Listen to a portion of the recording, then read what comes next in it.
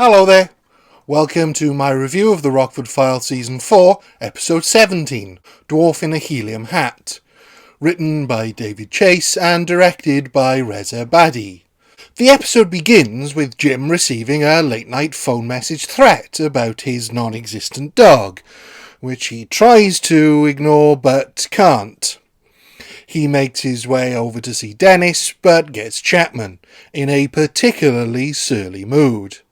How about if I put a 5-man squad out into the field to sniff around for you? Jim has little time for this routine and gives as good as he gets before leaving. Why do you waste this act on the swing shift, Lieutenant? Why don't we run right over to the Tonight Show and let Carson have a look at it? While getting nowhere with the cops, he's able to talk it out with Rocky and get an idea where to find the person the phone call was intended for. Rockford J. Rockford James. One J. Rockford. Whoever called J got the wrong number, called me by mistake. He doesn't find Rockford, but he does find his ailing dog and takes the poor animal to the vet. Meanwhile, back at the Rockford abode, a woman is grabbed by two goons, just as Jim returns and manages to scare them off. The woman, Carol Lansing, is able to tell Jim where Rockford is, and they both head there. This is a complicated opening to kick the case off, a case Jim would be certain not to take if it had been presented to him in any other way. But David Chase manages to use this convoluted set of circumstances just right to get Jim invested in the mystery, right from the off, in a completely believable way.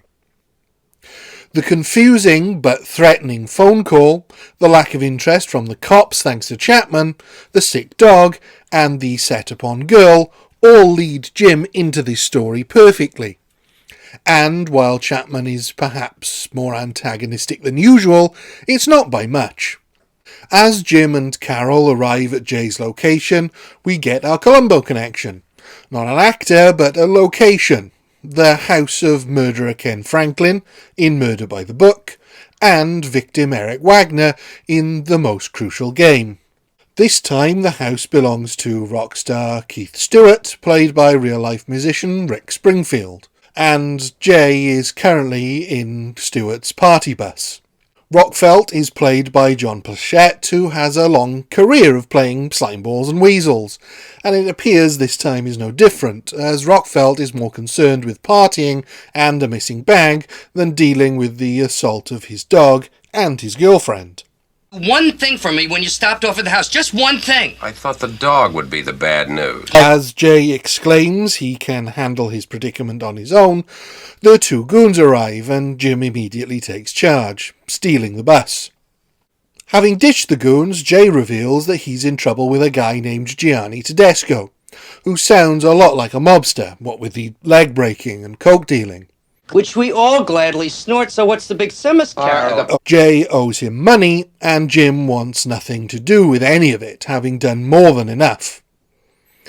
At this point, it certainly seems like the story is over, with Jim's side of things all wrapped up, and for once he's got a clean out, and the story itself has a neat conclusion for him.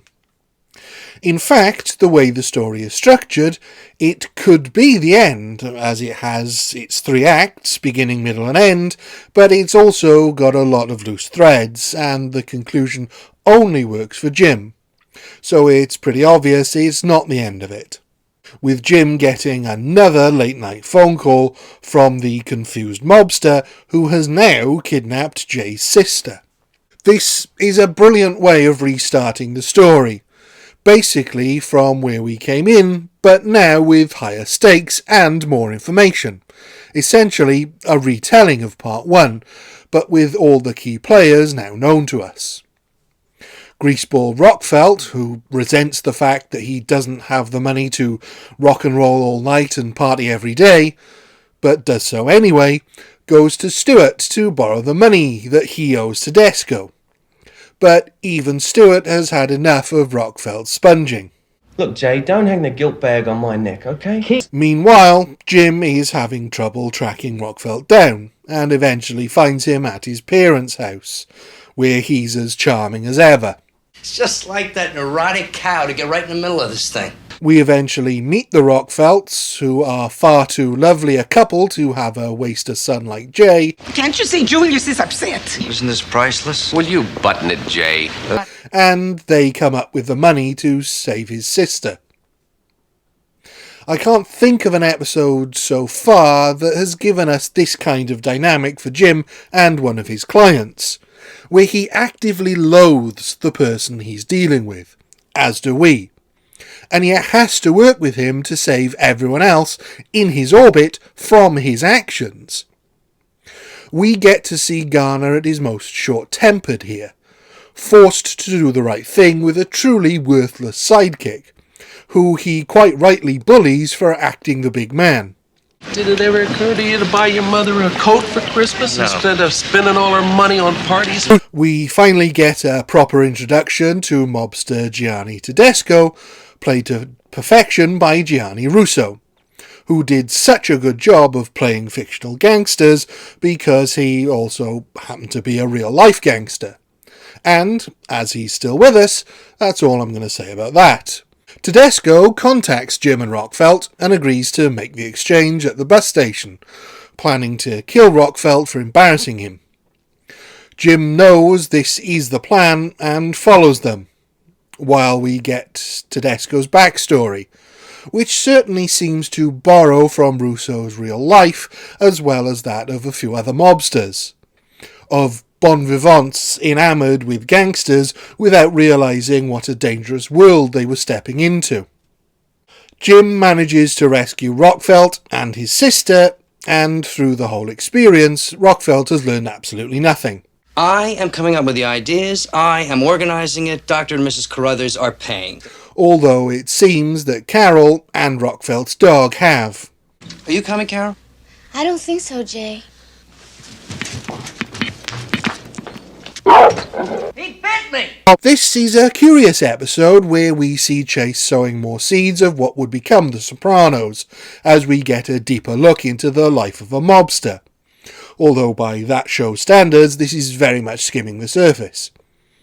It feels like Chase wanting to delve further into that world, while still being restrained by the format of this very different series.